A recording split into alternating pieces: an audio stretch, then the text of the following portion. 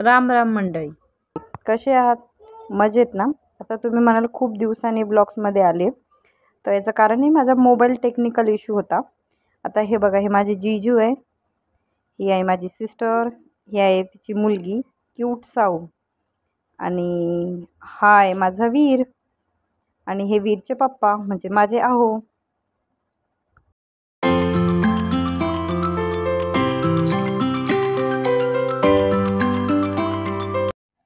माझं लग्न झाल्यापासून नाशिकच्या बाहेर फिरायला जाण्याचा चान्सच मिळाला नाही. मग काय, आता एक नवीन विवाहित जोडपं सहजच गमतीत आम्हाला म्हटलं, येता का फिरायला? मग काय, आम्ही पण बॅगा भरल्या आणि निघालो. आता तुम्हाला खरी गंमत सांगू का? ज्यांच्यामुळं आम्ही फिरायला जायचा प्लॅन बनवला, ते जोडपंच फिरायला आलं नाही आमच्यासोबत. आम्ही भलतेच 2 जोडपे निघालो. रात्रीची वेळ होती, 9:30 वाजता आम्ही नाशिकमधनं निघालो होतो. आमच्या आहोंना रात्रीचा प्रवास आवडतो. त्यांचं म्हणणं की रात्रीचा प्रवास कळत नाही. आम्ही पहाटे 6 वाजता कोल्हापूरमध्ये आलो, आणि ही माझी मोठी बहीण जी तुम्हाला हाय करते आहे. रूममधनं बाहेर पडलो तयारी करून, आणि पायीच निघालो रूमकडून. मंदिरात जाण्याच्या आधी ठरवलं की काहीतरी नाश्ता करू, तर कळालं की कोल्हापूरमध्ये स्पेशल फडतरे मिसळ आहे, तिथे आम्ही चाललो होतो. हे बघा, ही फडतरे मिसळ. एक्झॅक्ट लोकेशन विचाराल तर नाही सांगता येणार मला, पण मिसळ खूप अप्रतिम होती. माझ्या वीरलाही खूप आवडली, आणि आम्ही मिसळ खाल्ली आणि मग निघालो मंदिरात. आता आम्ही सर्व मंदिराजवळ आलो होतो. तिथं गेल्यावर आम्हाला कळलं की त्या धर्मशाळेमध्ये सुद्धा रूम अवेलेबल असतात. AC नॉन ACमध्ये पण असतात. परंतु सकाळी पहाटे असल्यामुळं आम्ही काही रूम बघितला नाही. जिथं आम्हाला भेटली हॉटेलमध्ये आम्ही तिथं घेतली, आणि खूप छान सोयीसुविधा आहे. पण नेक्स्ट टाईम आम्ही नक्की राहू.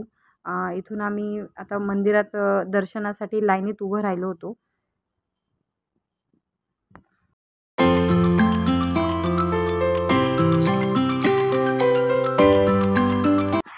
इथे समोरही डिस्प्ले लावला होता, त्यावेळी तुम्हाला दर्शन घेता येते.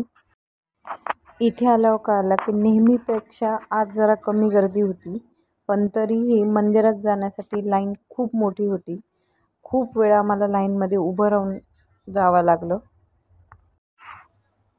तुमच्यापैकी कोल्हापूरच्या श्री महालक्ष्मी देवी मंदिरात दर्शनासाठी कोण कोण गेले, कमेंट करून नक्की सांगा.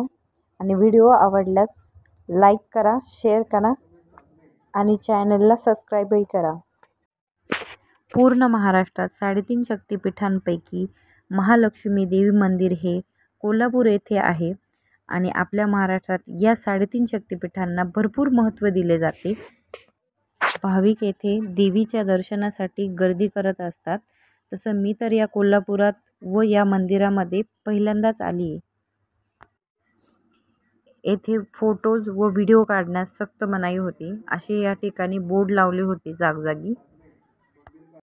या मंदिराच्या आजूबाजूला बाकी अनेक छोटे छोटे मंदिरं होते.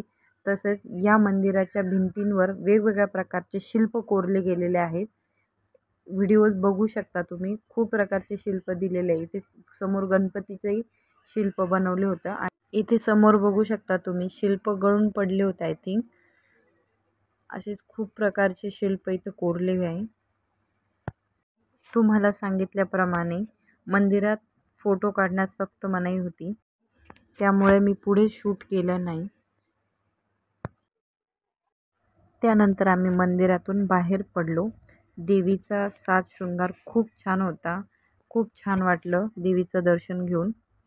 आता आम्ही थोड्या आजूबाजूला फेरफटका मारला आणि काही फोटोज काढले, व आता निघालो होतो आम्ही शाहू पॅलेससाठी. तर पुढच्या व्हिडिओमध्ये तुम्ही बघू शकता आम्ही शाहू पॅलेसला काय बघितलं.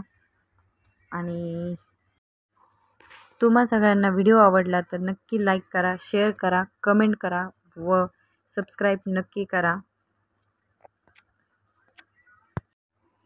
आता भेटूया पुढच्या ब्लॉगमध्ये. तोपर्यंत रामकृष्ण हरी.